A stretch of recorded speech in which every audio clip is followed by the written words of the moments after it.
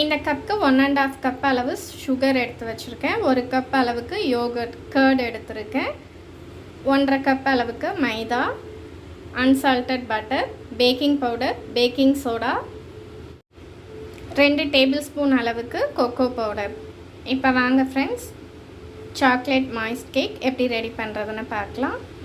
இப்போ ஒரு மிக்ஸி ஜாரில் மெல்ட் பண்ணி வச்ச அன்சால்டட் பட்டர் வந்து ஒரு 1/4 கப் வந்து ஆட் பண்ணியிருக்கேன் ஃப்ரெண்ட்ஸ்.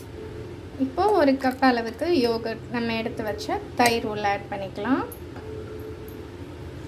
நெக்ஸ்ட் நம்ம வந்து 1.5 கப் சுகர், ஒயிட் சுகர் வந்து உள்ளே ஆட் பண்ண போகிறோம். இப்போது 1.5 கப் ஒயிட் சுகர் வந்து ஆட் பண்ணியாச்சு ஃப்ரெண்ட்ஸ். இப்போ இதில் ஒரு 1/2 டேபிள் ஸ்பூன் அளவுக்கு பேக்கிங் பவுடர் ஆட் பண்ணிக்கலாம் ஃப்ரெண்ட்ஸ். நெக்ஸ்ட்டு ஒரு 1/4 டேபிள் ஸ்பூன் அளவுக்கு பேக்கிங் சோடா உள்ள ஆட் பண்ணிக்கலாம். இப்போது இதில் 2 டேபிள் ஸ்பூன் அளவுக்கு கொக்கோ பவுடர் வந்து ஆட் பண்ணிக்கலாம் ஃப்ரெண்ட்ஸ்.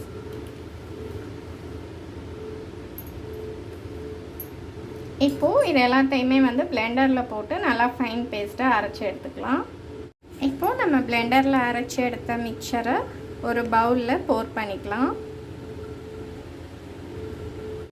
இப்போது இதில் கொஞ்சம் கொஞ்சமாக நம்ம எடுத்து வச்சுருக்கிற மைதா வந்து ஆட் பண்ணி கட்டி தட்டாமல் நல்லா கலந்து விட்டுக்கோங்க.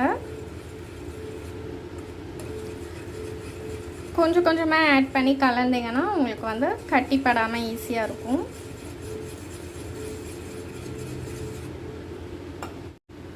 பாருங்கள் ஃப்ரெண்ட்ஸ், இந்த மாதிரி நல்லா கட்டி இல்லாமல் மாவை வந்து இந்த பதத்துக்கு நல்லா கலந்து வச்சுக்கோங்க. இப்போது நம்ம பேக் பண்ணுறதுக்கு மவுல்டு வந்து ரெடி பண்ணலாம்.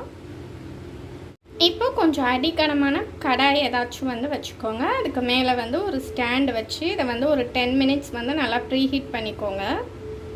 இப்போ கேக் மவுலில் வந்து நல்லா பட்டர் அப்ளை பண்ணி நான் க்ரீஸ் பண்ணி வச்சுருக்கேன் ஃப்ரெண்ட்ஸ். அதனால் நான் பட்டர் பேப்பர் யூஸ் பண்ணல, கீழே மட்டும் நல்லா க்ரீஸ் பண்ணிட்டேன்.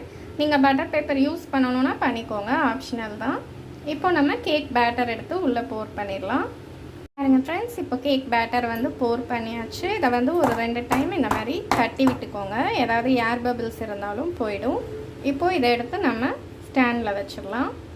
இப்போது கேக் மவுல்டு எடுத்து நம்ம சூடு பண்ணியிருந்த ஸ்டாண்டில் வச்சாச்சு ஃப்ரெண்ட்ஸ். இப்போது இதை ஒரு லிட் போட்டு மூடி வச்சிடலாம். பேக் ஆகட்டும் ஃப்ரெண்ட்ஸ். நம்ம ஒரு 30 மினிட்ஸ்க்கு அப்புறமா பார்க்கலாம். ஃப்ளேமை வந்து சிம்மில் போட்டுக்கோங்க. 30 to 40 மினிட்ஸில் கேக் ரெடி ஆகிடும்.